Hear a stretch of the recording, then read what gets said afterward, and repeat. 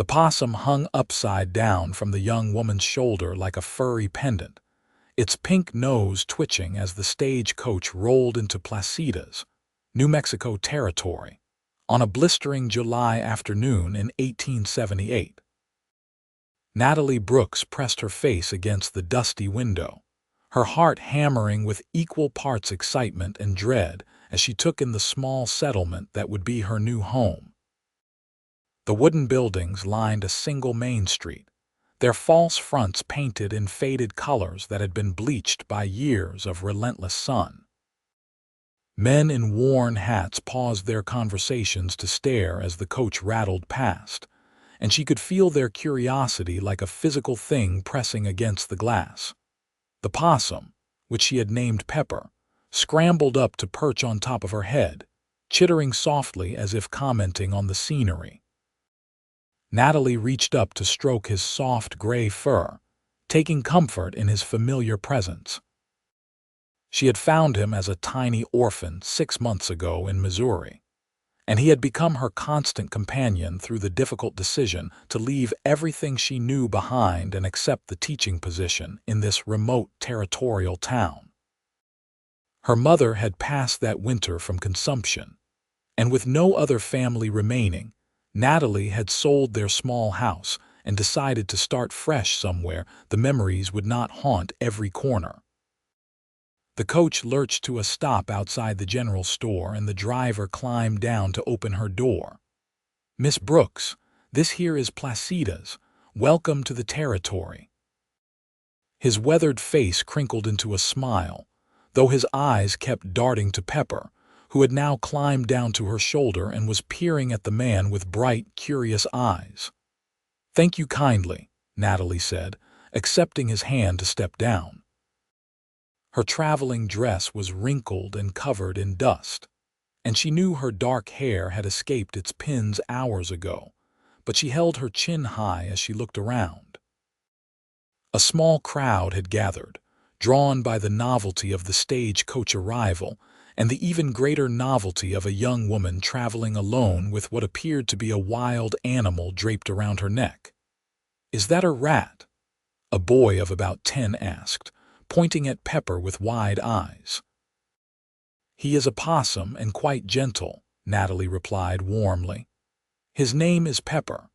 Would you like to pet him?" The boy hesitated, looking back at his mother, who stood a few paces behind with her arms crossed over her apron. The woman's expression was guarded but not unkind. "Is it safe?" She called out, "Perfectly safe. He has never bitten anyone." Natalie knelt down so she was eye level with the boy, and Pepper, sensing an opportunity for attention, climbed down her arm and reached out one tiny paw toward the child. The boy giggled and tentatively touched the possum's head, his face breaking into a delighted grin. "He is soft. Mama, come feel." Within moments, several children had surrounded Natalie, all wanting to meet Pepper. The possum, who truly did have the temperament of a saint, allowed each child to pet him, his long tail curling around Natalie's wrist for security, but otherwise seeming to enjoy the attention. The adults watching began to smile, the initial wariness giving way to amusement at the sight of their children laughing with such pure joy. From the shadowed overhang of the saloon across the street, Yates Owens watched the scene unfold with something twisting uncomfortably in his chest. He had been sitting at his usual table for the past hour, nursing a whiskey and trying not to think about the fact that today marked 3 years since he had buried his younger brother in the hard ground outside of town. 3 years since the bank robbery that had gone wrong, since he had held Samuel in his arms and watched the light fade from eyes that looked so much like his own. 3 years since he had spoken more than the bare minimum required to get through each day.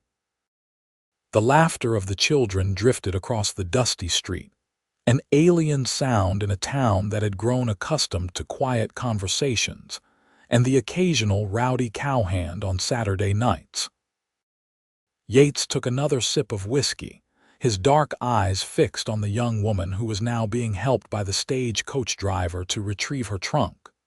She was slender and not particularly tall, with a mass of dark hair that the wind kept tugging free from its pins.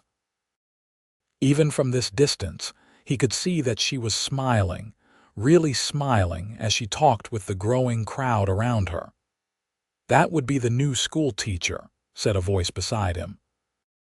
Yates did not look up, but he recognized the gravelly tone of Doc Morrison, who had apparently finished his afternoon rounds and decided to stop in for his own dose of medicine. "Martha Henderson wrote to some teaching college back east. Name is Natalie Brooks. 22 years old, just lost her mother, no other family. Martha says she came highly recommended." Yates grunted in response, which was about as much conversation as he usually offered. Doc Morrison, who had known him since he was a boy, did not seem offended. The older man settled into the chair across from Yates and gestured for the bartender to bring him a beer. "Curious thing, that critter she has with her," Doc continued, as if Yates had responded enthusiastically.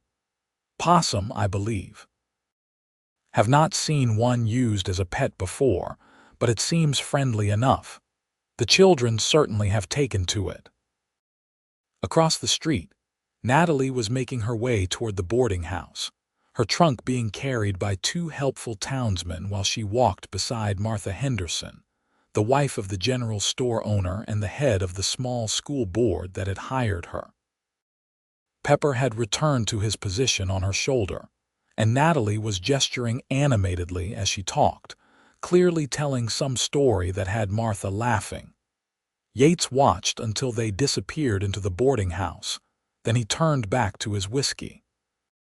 The momentary distraction had done nothing to ease the hollow feeling in his chest, the one that had taken up permanent residence 3 years ago and showed no signs of leaving. He drained his glass and stood up without a word to Doc Morrison, heading for the door and the long ride back to his small ranch 5 miles outside of town. The sun was beginning its descent toward the horizon, painting the sky in shades of orange and pink that would have been beautiful if Yates had allowed himself to notice such things anymore. He untied his horse, a sturdy bay mare named Copper, and swung into the saddle with practiced ease. As he turned to leave, he caught one more glimpse of the boarding house window where a silhouette moved past the curtain, the unmistakable shape of that strange possum perched on her shoulder. He shook his head and urged Copper into a trot, leaving the town and its new arrival behind. Natalie stood in her small room at the boarding house, unpacking her few belongings while Pepper explored every corner with determined curiosity. The room was simple but clean, with a narrow bed covered in a worn quilt, a dresser with a cracked mirror, a washstand, and a single chair by the window. The window itself looked out over the main street, and Natalie could see the saloon across the way, its doors swinging as men came and went. "Well, Pepper," she said softly, hanging her 2 spare dresses in the small wardrobe, "this is home now. What do you think?" Pepper chirped and climbed up the bedpost, dangling from the top, before dropping onto the pillow with a soft thump. Natalie laughed despite the exhaustion pulling at her bones. The journey had been long and uncomfortable, and she had not slept properly in days, but she felt a cautious optimism taking root in her heart. The people she had met so far seemed kind, if a bit reserved. The children had been wonderful, their initial surprise at Pepper giving way to genuine delight. She had a job waiting for her, a purpose, something to build a new life around. A knock at her door interrupted her thoughts. "Miss Brooks." "I have brought you some supper," called Martha Henderson's voice. Natalie opened the door to find the older woman holding a tray with a bowl of stew, fresh bread, and a cup of coffee. Martha's round face was kind, her gray hair pulled back in a sensible bun.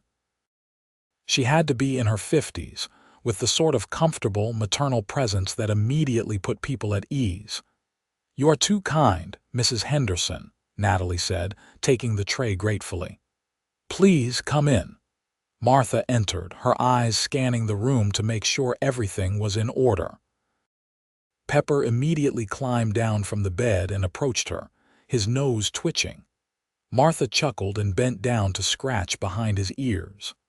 "I must say, Miss Brooks, your companion there is quite the charmer. My son has not stopped talking about him since you arrived." "Pepper does have a way with people," Natalie agreed, setting the tray on the dresser. "I was worried that people might find him strange or frightening." "Strange, perhaps, but certainly not frightening. The children are already begging their parents to let them bring pets to school." Martha straightened up, brushing dust from her skirts. "The school building is 2 streets over past the church. It is small, but we have about 18 students ranging from age 6 to 14. Some of the older children only attend sporadically, as they are needed for work on their families' ranches and farms. But they are all good children, eager to learn." They talked for a while longer, Martha filling Natalie in on the details of the town and its residents. Placitas had been established 15 years earlier, growing slowly but steadily as ranchers and farmers claimed land in the territory. There was a general store, a saloon, a church that doubled as a town hall, a blacksmith, and a handful of other small businesses. The nearest larger town was Santa Fe, about 40 miles northwest, which most people visited a few times a year for supplies they could not get locally. "There is one person you should know about," Martha said, her voice dropping slightly as if she were sharing a confidence. "Yates Owens. He has a ranch outside of town, raises cattle and horses. He comes to town every few weeks for supplies, sometimes for a drink at the saloon. He is a good man, or was, but he has been different since his brother died. Keeps to himself now, barely speaks to anyone. Does not cause trouble, just exists in his own world." "What happened to his brother?" Natalie asked softly. "Shot during a bank robbery 3 years back. Samuel was only 19, had his whole life ahead of him. The robbers got away, were never caught. Yates found him in the street, held him while he died. He has not been the same since. Used to be friendly, would come to the town dances, was courting the banker's daughter. After Samuel died, he broke off the courtship, stopped coming to social events, just works his ranch and keeps to himself." Natalie felt a pang of sympathy for this man she had never met. She knew what it was like to lose someone, to have grief hollow you out until you were not sure what remained. "That is terribly sad." "It is," Martha agreed, "but life goes on, whether we want it to or not. Now, you eat your supper and get some rest. I will come by tomorrow morning to walk you to the school and introduce you to any students who are in town. Classes officially start Monday, which gives you a few days to prepare." After Martha left, Natalie ate her meal while Pepper curled up in her lap, occasionally snatching small bits of bread that she offered him. Through the window, she watched the sky darken and the stars begin to appear, those same stars she had watched from Missouri, but somehow looking different here in this vast, open territory. The air smelled different too, drier and tinged with sage and dust. She thought about what Martha had said about Yates Owens, about a man so consumed by grief that he had withdrawn from the world. She understood that impulse. After her mother died, she had spent weeks barely leaving the house, going through the motions of living without truly being present. It was only when she found Pepper, when she had something small and helpless that needed her, that she had begun to feel like herself again. Maybe that was what this town needed too. Not a possum necessarily, but something to remind people that joy could exist alongside sorrow, that laughter did not dishonor the memory of those who were gone. The next few days passed in a blur of activity.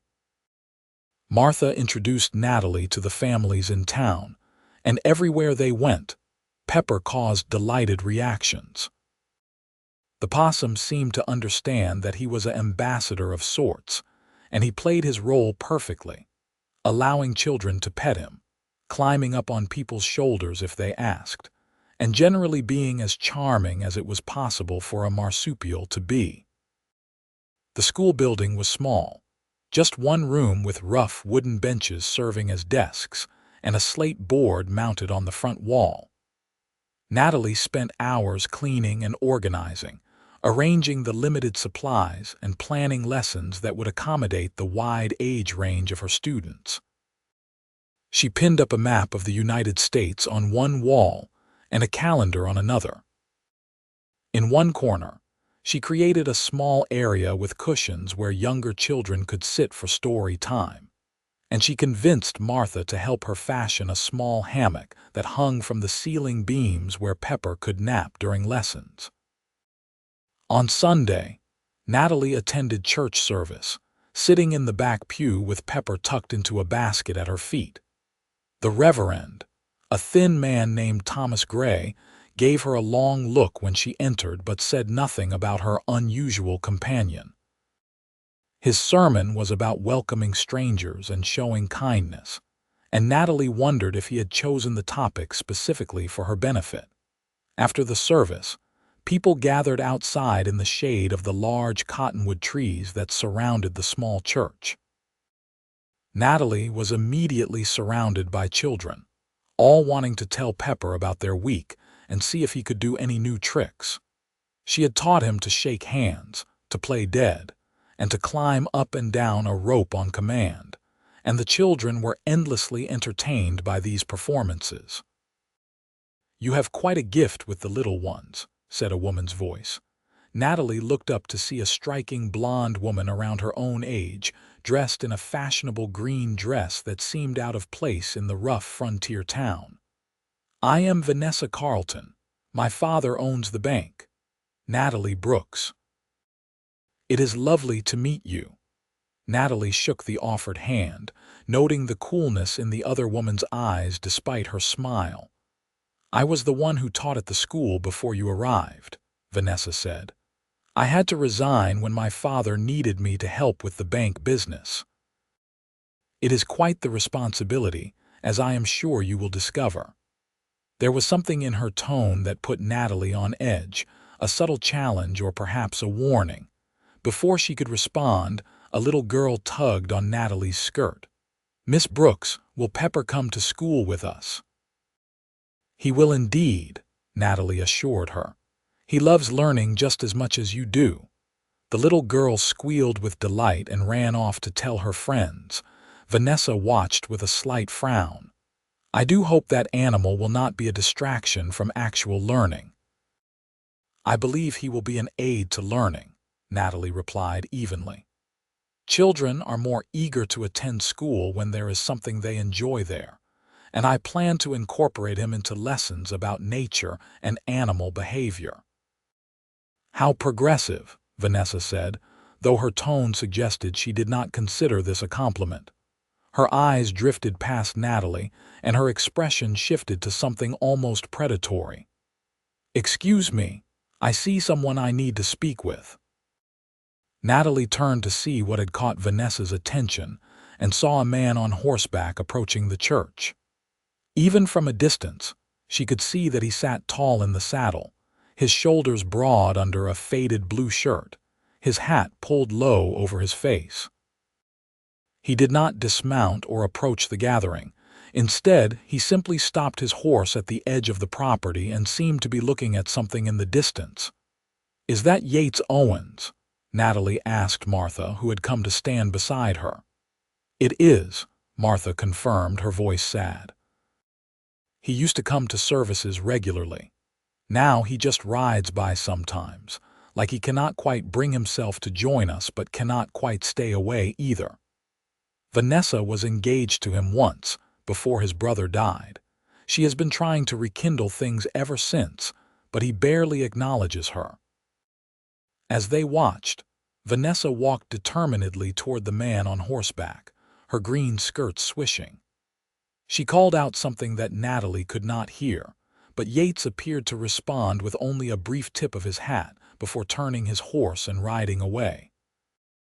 Vanessa stood there for a moment, her shoulders stiff with what might have been anger or embarrassment, before turning and walking quickly toward the bank building.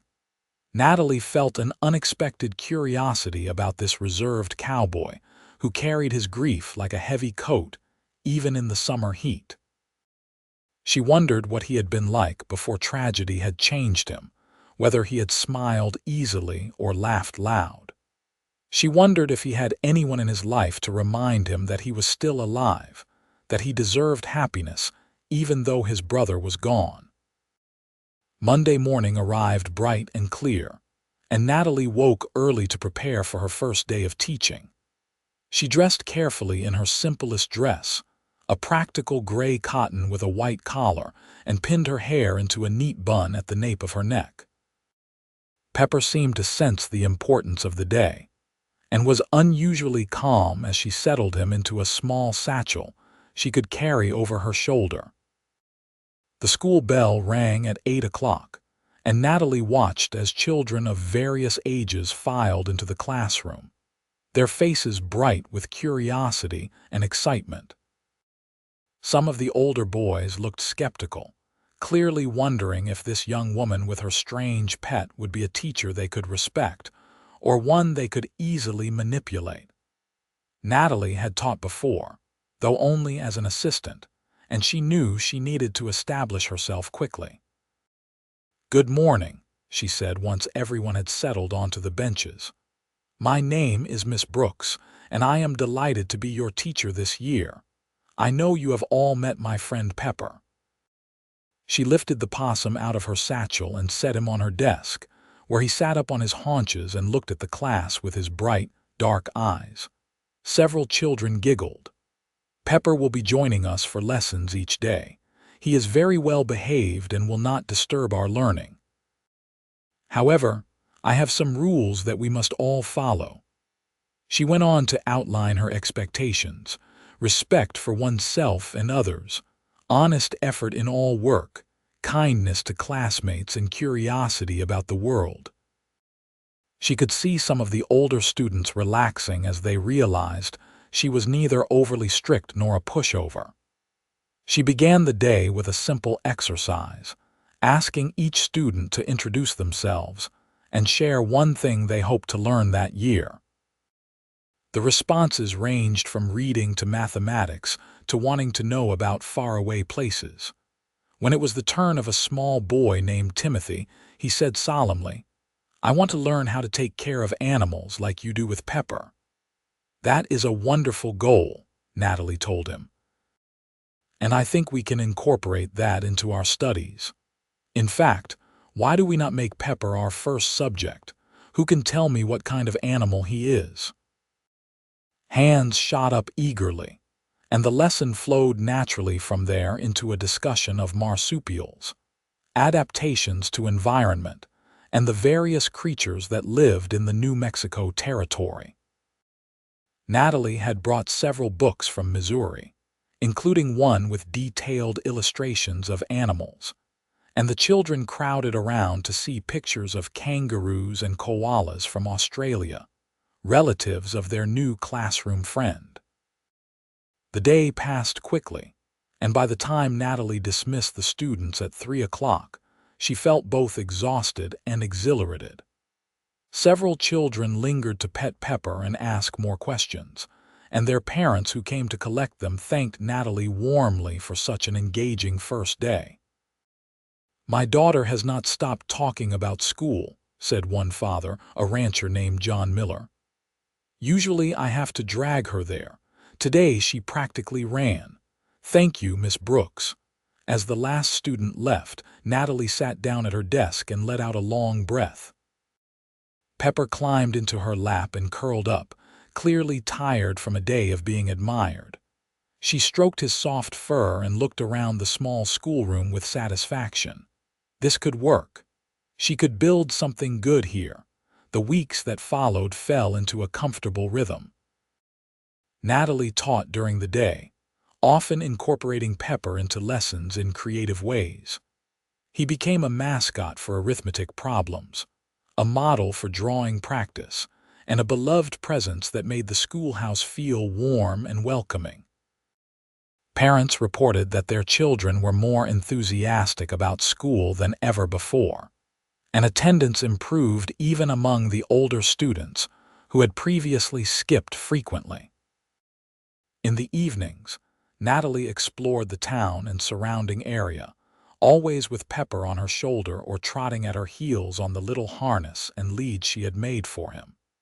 She became a familiar and increasingly beloved figure in Placitas. The general store began stocking the type of nuts and fruits that Pepper enjoyed. The blacksmith made her a beautiful little cage so Pepper could safely enjoy the outdoors when she needed to do tasks where he might get hurt.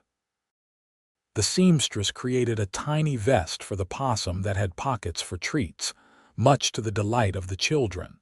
The town itself seemed to change in subtle ways. People smiled more readily. Conversations on the street lasted longer and included more laughter. The saloon owner reported that his business had actually decreased slightly because men were choosing to spend evenings at home with their families instead. The church added a social hour after Sunday services, where children could play games and adults could enjoy lemonade and conversation.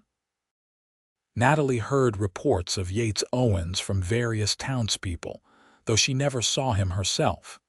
He came to town for supplies, they said, always early in the morning before most people were about. He was polite but brief in his interactions. He paid his bills on time and never caused trouble. He was a ghost passing through without leaving a mark, there and gone before anyone could truly reach him. She found herself thinking about him more than made sense for someone she had never met. Perhaps it was because she recognized something of herself in what she heard about him. That deep desire to hide from the world when the world had hurt you too badly. Perhaps it was because she could not imagine living just 5 miles from this warm, welcoming town and choosing to remain isolated from it. It was late September when Natalie finally encountered Yates Owens face to face. She had taken Pepper for a walk to the creek that ran a half-mile outside of town, wanting to enjoy the cooler temperatures and the golden light of late afternoon. Pepper loved the creek and would wade in the shallow water, catching insects and generally entertaining himself while Natalie sat on the bank and read. She was so absorbed in her book that she did not hear the horse approach until it was quite close. She looked up, startled, to see a man on a bay mare watching her from about 20 feet away. He was tall and lean, with dark hair that needed a trim and a few days of stubble on his strong jaw. But it was his eyes that caught her attention, a deep brown that held such sadness it made her chest ache. "You must be Miss Brooks," he said. His voice was deep and rough, like he did not use it often enough. "I am," she replied, standing and brushing off her skirts. Pepper, hearing her move, came scrambling out of the water and ran to her, chittering indignantly at being interrupted. He climbed up her skirt and resumed his favorite position on her shoulder, regarding the stranger with suspicion. "Yates Owens," the man said, touching the brim of his hat. "My land starts just past this creek. I came to check on the fence line and saw you here." "It is a pleasure to meet you, Mr. Owens. I hope I am not trespassing. This section is public land. You are fine." His eyes moved to Pepper, and for just a moment something flickered in his expression. Not quite amusement, but perhaps the ghost of what amusement used to feel like. "That is the famous Possum I have been hearing about. This is Pepper. Would you like to meet him?" Yates hesitated, and Natalie could see the internal debate playing across his features. Part of him wanted to refuse, to maintain the distance he had placed between himself and the rest of humanity. But another part, some small ember of the person he used to be, was curious. "I suppose," he said finally, dismounting. He moved with the easy grace of someone who had spent his whole life on horseback and on the land.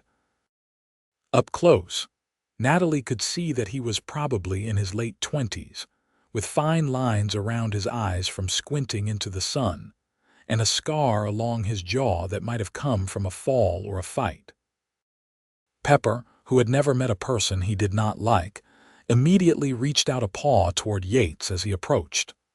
The cowboy stopped a few feet away, and Natalie could see uncertainty in his posture, as if he had forgotten how to engage in normal human interaction. "He will not bite," Natalie assured him gently. "He is actually very affectionate once he gets to know someone." Yates extended one hand slowly, and Pepper sniffed it thoroughly before climbing down Natalie's arm and onto Yates's outstretched palm. The possum weighed very little, and he sat there looking up at the cowboy with bright, curious eyes. Yates stared back at the small creature in his hand, and Natalie saw his throat work as he swallowed hard.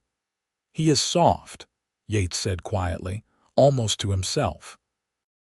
He lifted his other hand and gently scratched behind Pepper's ears, the same way he probably petted his own animals.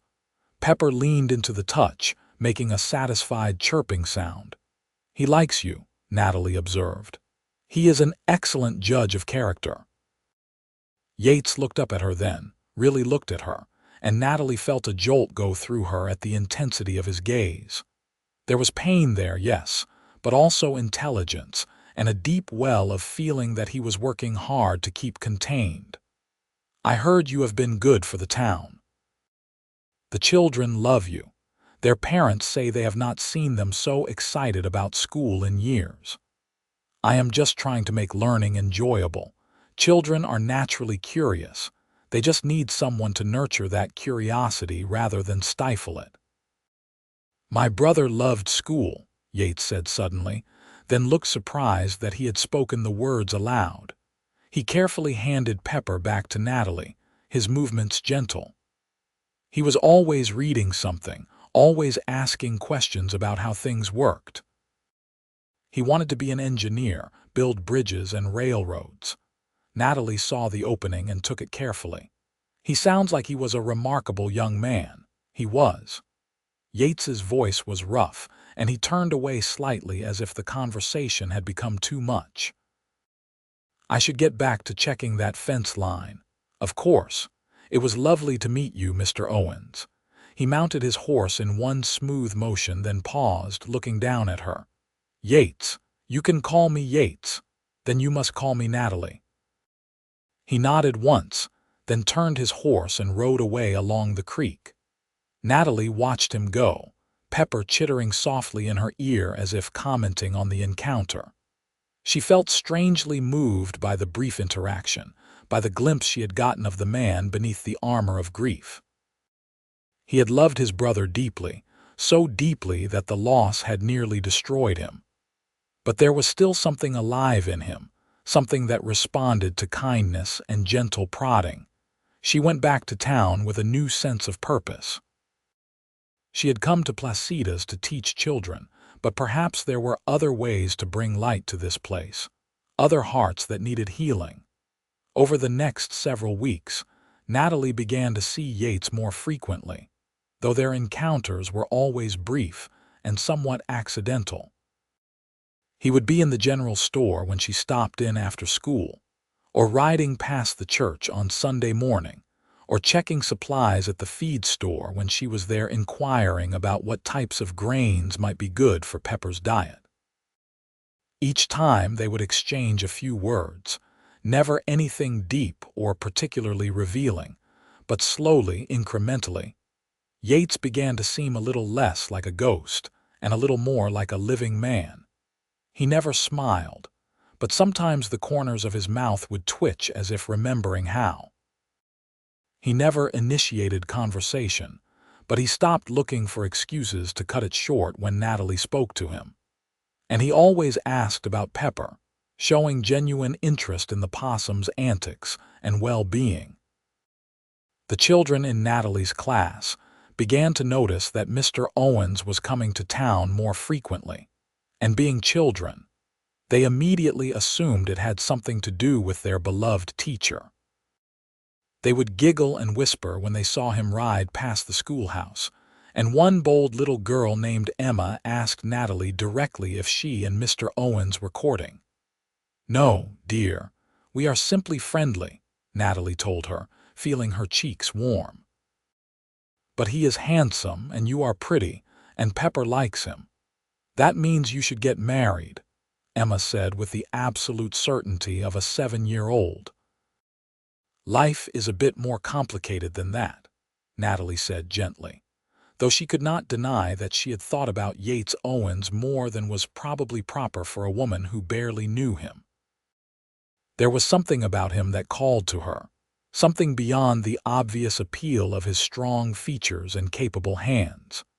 She recognized in him a kindred spirit, someone who understood loss and was trying to find their way through it. She wanted to help him, to be the person who reminded him that life could still hold joy and purpose. But she also knew that healing could not be forced, that he would have to choose to let her in. The first real breakthrough came in mid-October, when the weather had cooled and the cottonwood trees were dropping their golden leaves. Natalie had organized a harvest festival for the school, with games and a picnic for the families. The whole town turned out, and the church grounds were filled with laughter and music from someone's fiddle. Children ran everywhere, playing tag and showing off their school work that Natalie had displayed on tables. She was helping to serve pie when she looked up and saw Yates standing at the edge of the gathering, his hat in his hands, looking uncertain and out of place. Their eyes met across the distance, and Natalie made a decision. She wiped her hands on her apron and walked over to him, very aware of the curious looks from several townspeople. "Yates, I am so glad you came," she said warmly. "I was just passing through on my way to town," he said, which they both knew was not quite true. "I heard the music." "Well, since you are here, you should stay. Have you eaten? We have more food than we know what to do with." He shifted his weight, clearly uncomfortable. "I do not want to intrude." "You are not intruding. You are a member of this community, even if you have been keeping yourself apart." She gentled her tone. "Please stay, just for a little while." She saw the moment he gave in, the slight relaxation of his shoulders. "All right, just for a bit." Natalie led him to the food tables and fixed him a plate, chatting casually about the school and the progress her students were making. She could see people watching, some with approval, some with curiosity, and a few with concern. Vanessa Carlton was standing near the church, her expression cold as she watched Yates. But Natalie focused on the man in front of her, on the way he seemed to be slowly remembering how to exist among people. She introduced him to some of the newer residents he had not met, and though his conversation was stilted and brief, he made an effort. When Pepper appeared and climbed up his leg to perch on his shoulder, Yates actually huffed out what might have been a small laugh. "He has claimed you," Natalie said, delighted. "He only does that with people he really likes." Yates reached up to steady Pepper, his large hand careful around the small animal. "I am honored." They sat on a bench under a cottonwood tree, watching the children play while Pepper dozed on Yates's shoulder. For a long time, neither spoke, but it was a comfortable silence, the kind that exists between people who do not need to fill every moment with words. Finally, Yates said quietly, "I have not been to a town gathering since my brother died. I forgot what it felt like to be around people who were happy." "You are allowed to be happy too," Natalie said gently. "Being happy does not mean you have forgotten him or that you loved him any less." "I know that in my head," Yates replied, "but my heart has a harder time believing it." "Hearts can be stubborn." Natalie turned to look at him, taking in the sharp lines of his profile, the sadness that seemed etched into his very bones. "But they can also heal if we let them, if we are brave enough to let people help us." He met her eyes and something passed between them, a moment of understanding and connection that made Natalie's breath catch. "Why do you care?" he asked. "You do not know me." "Maybe I want to," she said simply. "Maybe I see someone who is hurting and I remember what that feels like. And maybe I think that someone as good as you clearly are deserves to live again, not just exist." Yates looked away, but not before she saw moisture gathering in his eyes. "I do not know if I remember how. Then let me remind you." The words came out more intense than she intended, and she felt her cheeks heat. "Let us remind you," she amended, gesturing to the festival around them. "All of us. You do not have to do this alone." Before he could respond, Emma came running up, her face flushed and excited. "Miss Brooks. Miss Brooks, come quick. Some of the boys found an injured bird and we do not know how to help it." Natalie stood immediately. "Show me." As she hurried after Emma, she glanced back to see Yates still sitting on the bench, Pepper on his shoulder, watching her go with an expression she could not quite read.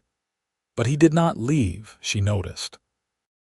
He stayed for the rest of the festival, and though he remained on the edges of things, he was there, and that felt like a victory.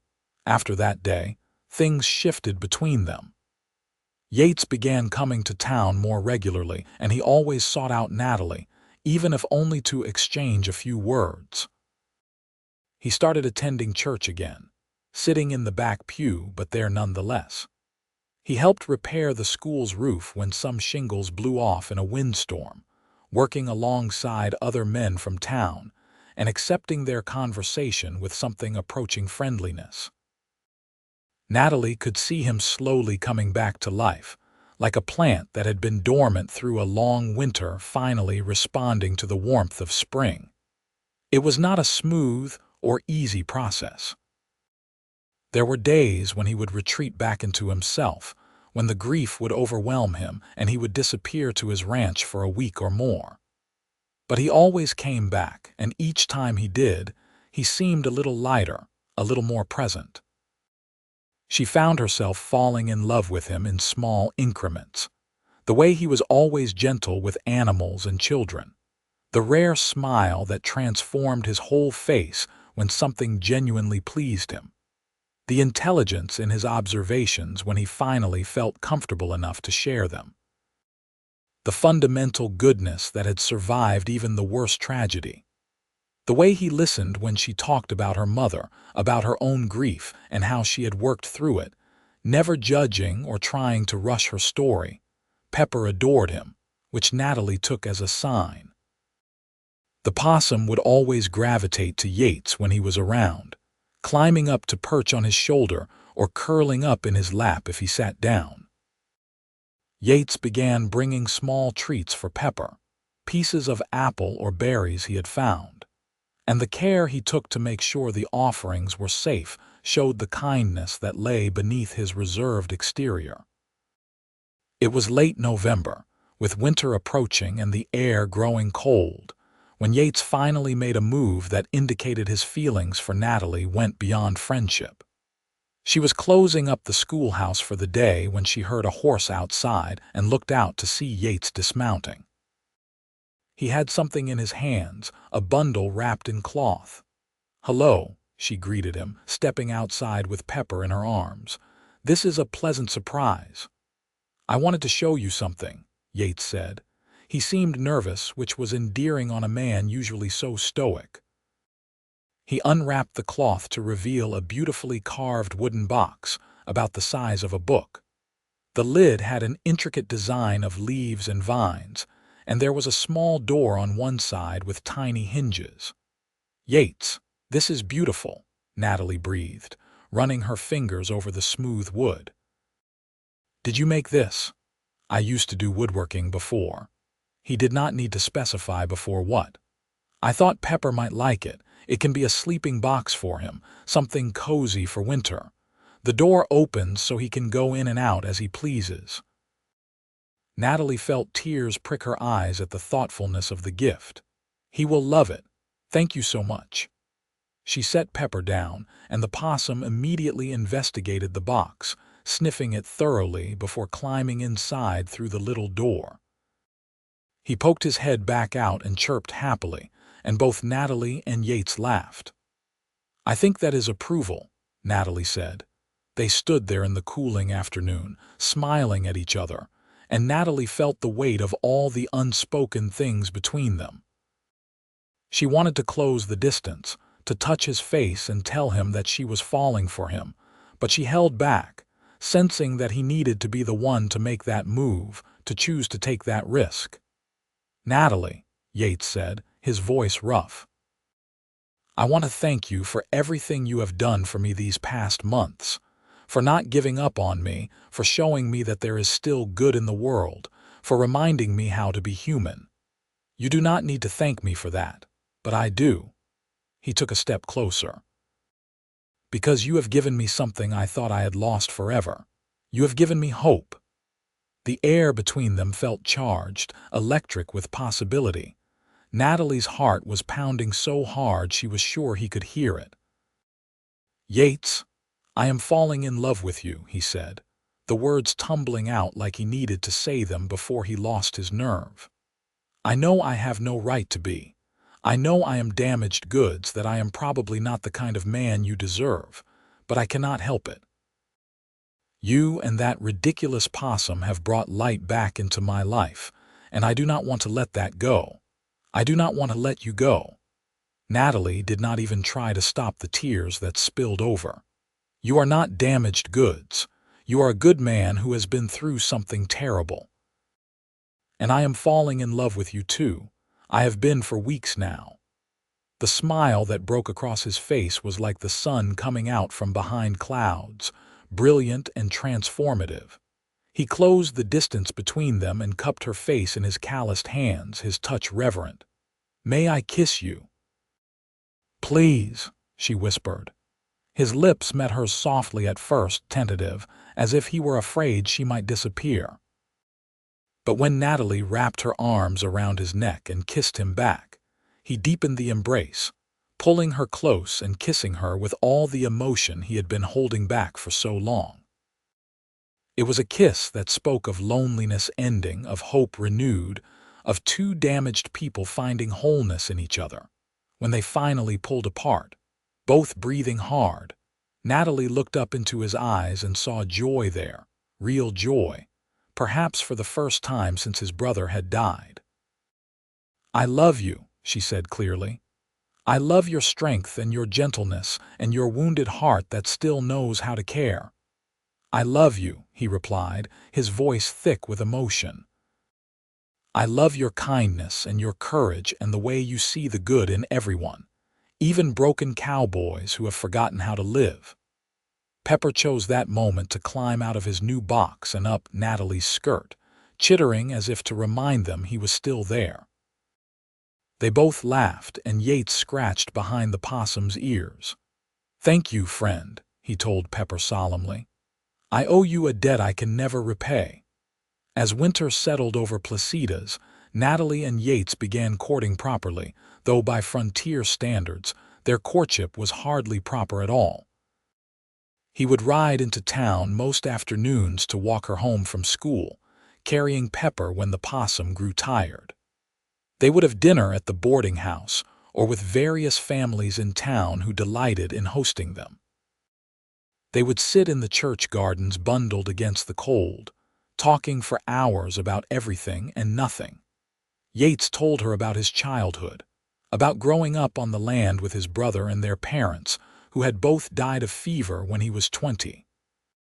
He told her about the dreams he and Samuel had shared, about expanding the ranch and maybe starting a horse breeding program. He told her about that terrible day 3 years ago, about the guilt that still haunted him because he had not been able to save his brother. Natalie listened and held his hand and helped him understand that some things were beyond anyone's control, that tragedy was not punishment for some failing on his part. She told him about her mother's slow decline, about the helplessness of watching someone you love slip away bit by bit. She told him about the loneliness that had followed, about the decision to come west and start over. "I am glad you came here," Yates said one evening as they sat by the fire in the boarding house parlor. I do not want to think about what my life would be like if you had chosen somewhere else. I think we would have found each other somehow, Natalie replied. Some things are meant to be. He kissed her then, long and sweet, and Natalie felt the truth of her words settle into her bones. This man, this place, this life, they had all been waiting for her, and she had been waiting for them. The town watched their courtship with approval and delight. Even Vanessa Carlton seemed to accept that Yates was truly lost to her, though she remained cool toward Natalie. The children in Natalie's class were ecstatic, already planning the wedding in their minds and asking when Mr. Owens would become their teacher too. I am not teacher material, Yates told Emma when she asked him this directly one afternoon when he came to collect Natalie from school. But you know about animals and ranching and fixing things, Emma protested. That is teaching. You make a fair point, Yates conceded, and Natalie hid her smile at seeing him so gentle with the little girl. Christmas arrived, and Natalie organized a pageant at the school with all the children participating. Yates helped build the sets and was roped into playing Joseph when the boy originally cast in the role came down with a fever. Watching him on stage, so clearly uncomfortable but doing it anyway because the children asked, Natalie fell even more deeply in love with him. After the pageant, as they walked back to the boarding house through the cold night air with Pepper tucked into Natalie's coat for warmth, Yates stopped under the starlight and pulled a small box from his pocket. I know we have only been courting for a few months, he said, his breath making clouds in the cold air. And I know there are people who will say we should wait longer, but I have already lost too much time to grief and isolation.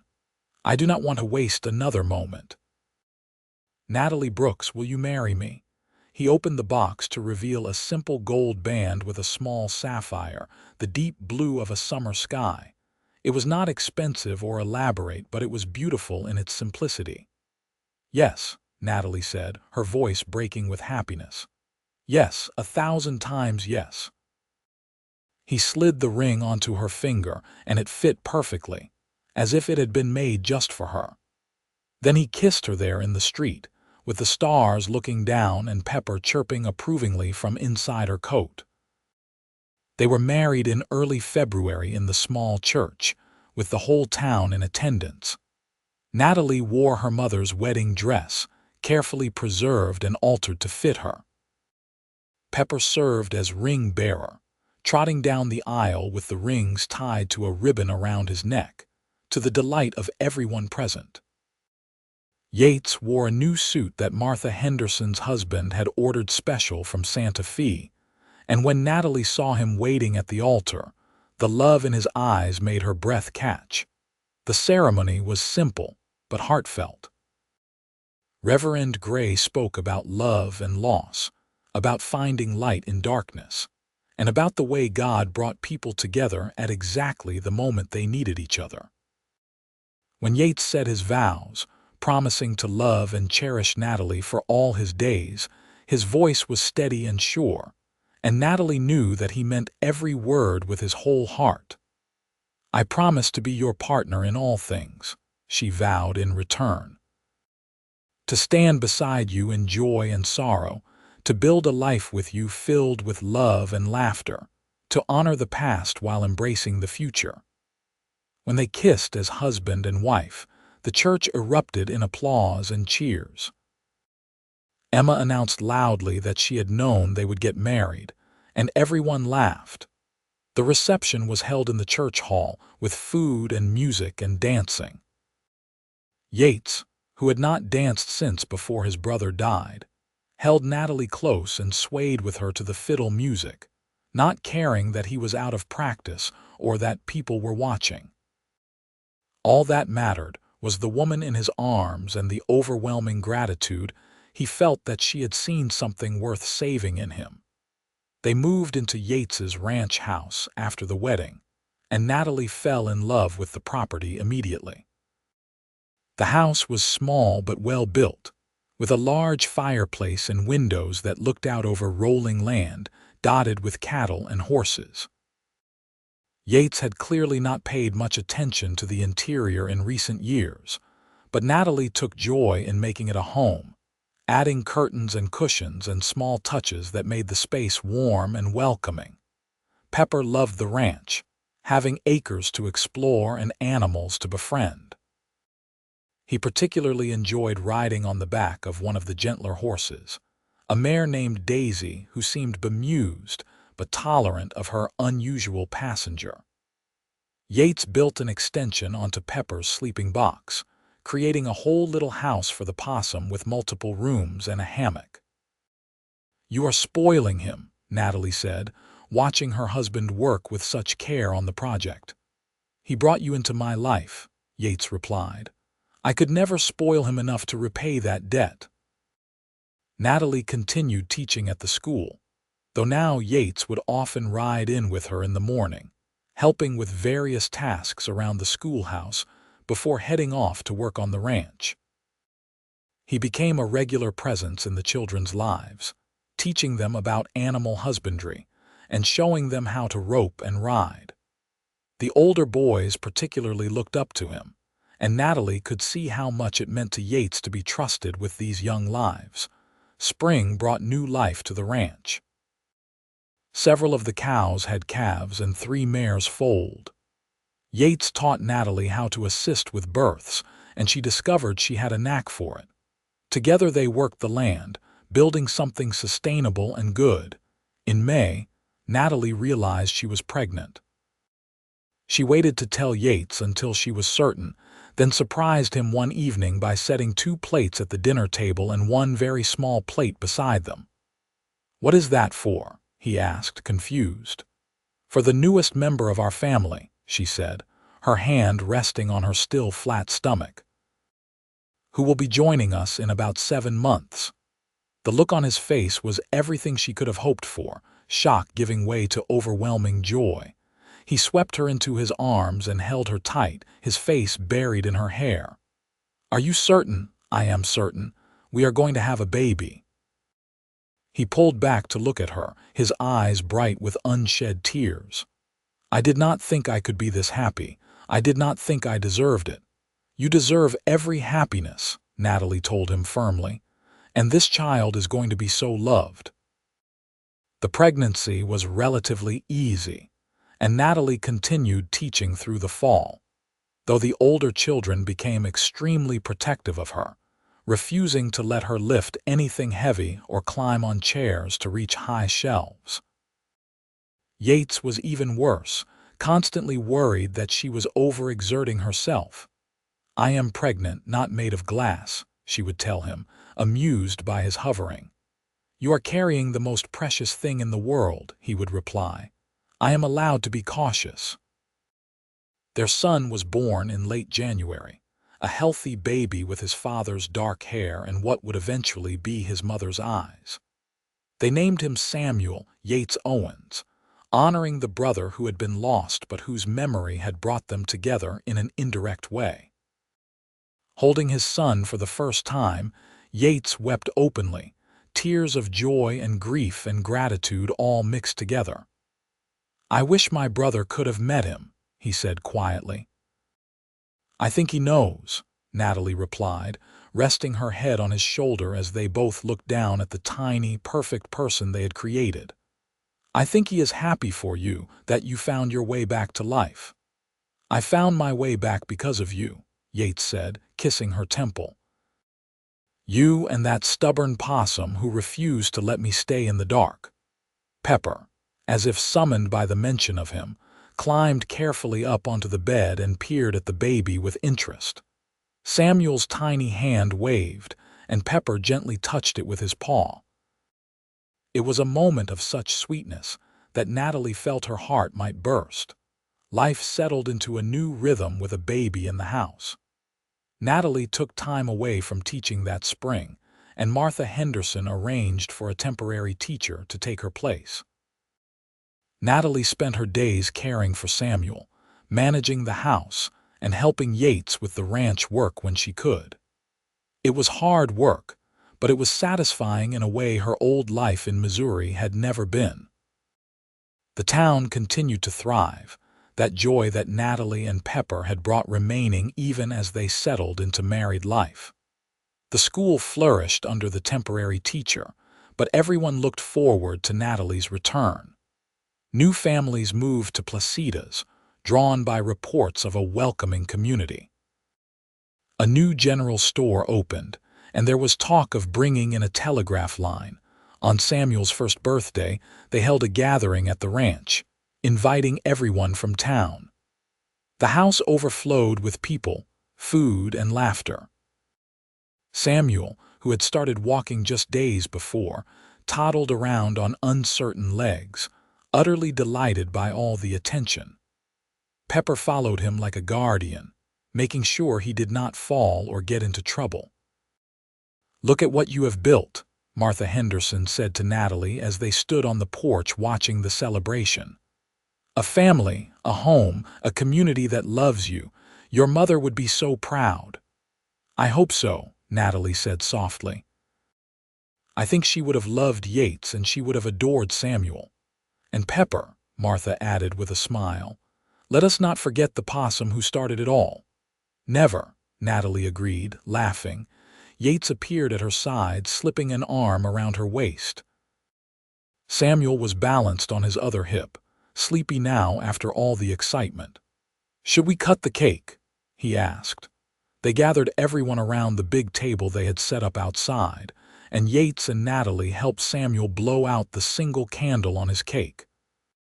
Everyone sang and cheered, and in that moment, Natalie looked around at all the faces, at the community that had welcomed her and the family she had built, and felt utterly content. That night, after everyone had gone home and Samuel was asleep in his crib, Natalie and Yates sat on their porch in the cooling evening air. Pepper was curled up on Yates's lap, and Natalie had her head on her husband's shoulder. "You ever think about how different things could have been?" Yates asked quietly. "If you had not come to Placitas, if you had not had Pepper with you, if I had not decided to ride by the creek that day we first met?" "Sometimes," Natalie admitted, "but I try not to dwell on it. We are here now together, and that is what matters." "I was so lost," Yates said, his voice heavy with emotion. "I had convinced myself that I did not deserve happiness, that living was something I did out of obligation rather than choice.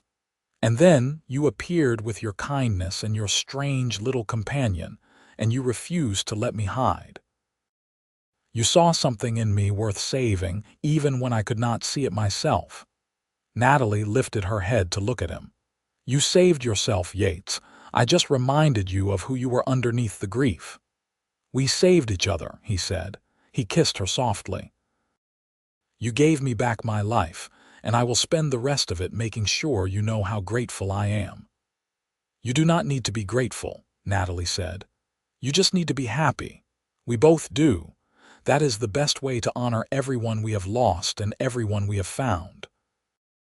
They sat in comfortable silence, watching the stars emerge one by one in the darkening sky. Somewhere in the distance, a coyote howled, and one of the horses nickered in response.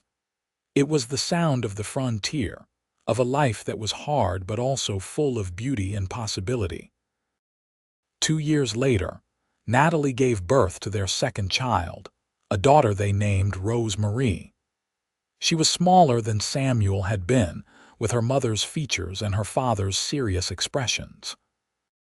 Samuel, now a boisterous 3-year-old, was fascinated by his baby sister, always wanting to help feed her or rock her cradle. Pepper, now elderly for a possum at nearly 6 years old, had slowed down considerably but was still a beloved member of the family. He spent most of his time sleeping in his elaborate wooden house, but he would always perk up when the children were around, letting them pet him gently and occasionally climbing into their laps for cuddles. Natalie had returned to teaching part-time, working 3 days a week while a neighbor woman watched the children. Rose would sometimes come to school with her, sleeping in a basket in the corner while the older students worked. The children were enchanted by the baby, and having her there taught them about responsibility and gentleness. The ranch had grown steadily under Yates's management. He had started that horse breeding program he and Samuel had once dreamed about, and his stock was gaining a reputation for being well-trained and sturdy. He had hired 2 ranch hands to help with the work, young men from town who needed employment and were eager to learn. Life was not without its challenges. There were harsh winters that killed cattle, droughts that made water scarce, and the constant hard work that came with frontier living. But Natalie and Yates faced everything together, their love deepening with each challenge overcome. On a warm summer evening when Samuel was 6 and Rose was 3, the family sat on the porch after dinner, watching the sunset paint the sky in brilliant colors. Samuel was teaching Rose a song he had learned at school, and Yates had his arm around Natalie, Pepper dozing on the chair beside them. "Papa, tell us about Uncle Samuel," Samuel said suddenly. It was not the first time he had asked about the uncle he had been named for, but each time it got a little easier for Yates to talk about his brother. "Your Uncle Samuel was brave and kind and curious about everything," Yates began. "He loved to read and learn, and he always saw the best in people. He would have loved you both so much. He would have taught you to skip rocks in the creek and told you stories about the stars." "Is he watching us from heaven?" Rose asked in her small voice. "I believe he is," Yates said, his voice only slightly rough. "I believe he is happy that we are happy." "I am happy, Papa," Rose said simply. "I have you and Mama and Samuel and Pepper." "That is all anyone needs," Natalie said, her heart full. She looked at her husband and saw that he was smiling, a real, genuine smile that reached his eyes. The man who had been so broken when she first came to Placitas was gone, replaced by someone whole and content. Or perhaps not replaced, she thought. Perhaps that man had always been there, just waiting for someone to remind him how to live. As the stars began to appear and the children's voices grew sleepy, Natalie thought about the journey that had brought her here. The loss of her mother, the decision to come west, the choice to bring Pepper despite knowing he might be seen as strange. Each step had led her to this moment, to this family, to this life that exceeded anything she could have imagined. The years continued to pass in that gentle rhythm of ranch life.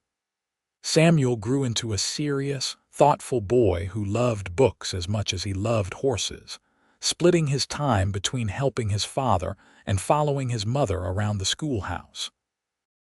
Rose was more boisterous, always getting into mischief, always asking questions that made the adults laugh. Pepper lived to the remarkable age of 7, before passing peacefully in his sleep one winter night. The whole family mourned him, understanding that they were losing the creature who had brought them all together. They buried him in the garden with a small wooden marker that Yates carved, and Samuel and Rose picked wildflowers to plant on the grave. "He was a good friend," Yates said as they stood around the small grave. "He taught me that joy was still possible, even when I thought it was gone forever. I will never forget that gift." They adopted another possum the following spring, a female they named Rosemary, though they all knew she could never truly replace Pepper.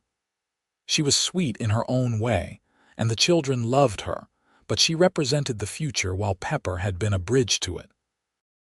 Natalie watched her children grow, her husband thrive, and the community around them flourish. She continued teaching, finding that she loved shaping young minds and watching students discover their potential. Yates became increasingly involved in town affairs, serving on the council and helping to mediate disputes. The man who had once hidden from the world became one of its pillars. When Samuel was 12 and Rose was 9, Natalie found herself pregnant again. This time, their son was born in the spring, a robust baby with a shock of dark hair and a loud cry. They named him Henry Thomas, and his older siblings doted on him endlessly. "Our family keeps growing," Yates said one evening, holding Henry while Samuel and Rose played with Rosemary in the corner. "Sometimes I look around and cannot believe this is my life." "It is the life you deserve," Natalie said firmly, a sentiment she had been telling him for years now and would continue to tell him for however many years they had together. "It is the life you built by choosing to live again." "We built it," he corrected. "Together." She could not argue with that. They had built it together, brick by brick, day by day, through hard work and love and a willingness to believe that tomorrow could be better than today.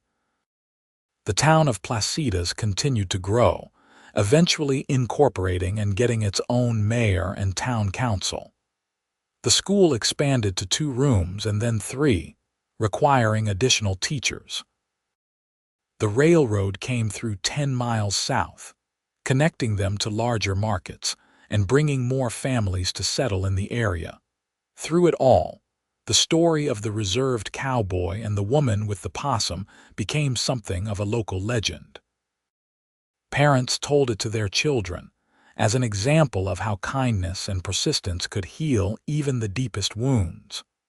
The schoolchildren performed a play about it every few years, with the role of Pepper always going to whichever student could make the best possum costume.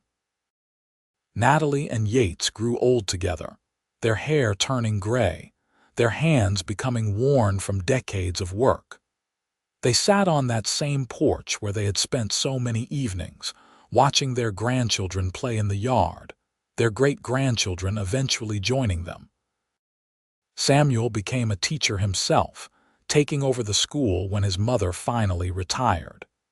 He married a young woman from Santa Fe, and they had 4 children who were the image of their grandfather. Rose married one of the ranch hands and moved to a neighboring property, raising horses and children with equal enthusiasm. Henry studied law and became a circuit judge, traveling throughout the territory, but always returning home to Placitas between sessions. On their 50th wedding anniversary, the town threw a celebration that rivaled their original wedding. The church was packed with people whose lives had been touched by Natalie and Yates, directly or indirectly. There were speeches and toasts, laughter and tears, and a general feeling of gratitude for 2 people who had shown everyone what love and resilience looked like. 50 years, Yates said that night as they sat together in their bedroom, the sounds of the celebration still echoing in their ears. 50 years since I was lucky enough to convince you to marry me. 50 years since I was lucky enough to say yes, Natalie replied. Her body was old now, aching in places that had once been strong, but her heart was still full. Would you do it all again, knowing everything we would face? Without hesitation, Yates said. Every challenge, every hard day, every moment of uncertainty was worth it to build this life with you.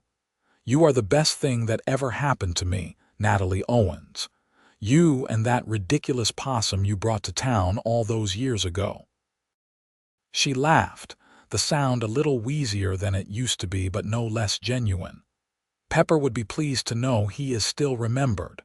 He will always be remembered, Yates said. He is part of our story, part of this town's story.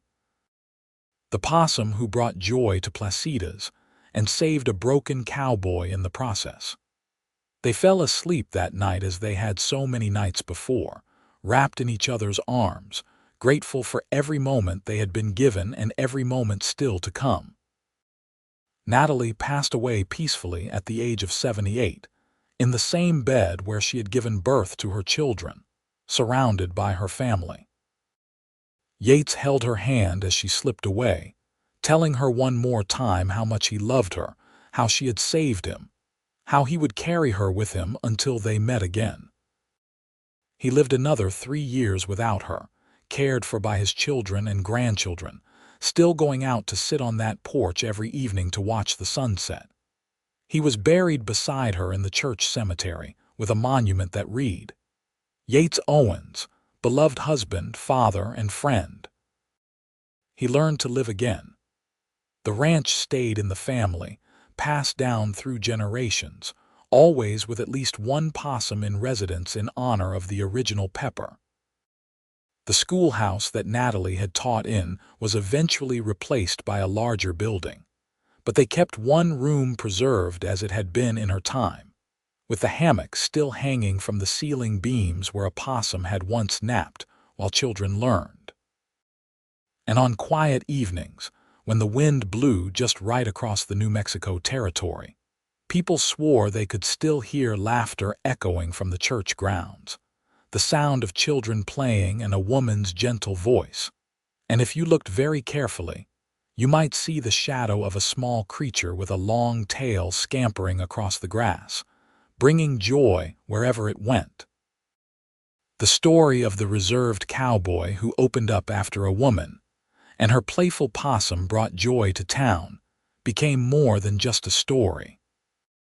It became a reminder that healing was possible, that love could find you even in your darkest moments, that sometimes the smallest creatures carried the biggest lessons, and that choosing to live, really live, was the bravest thing anyone could do.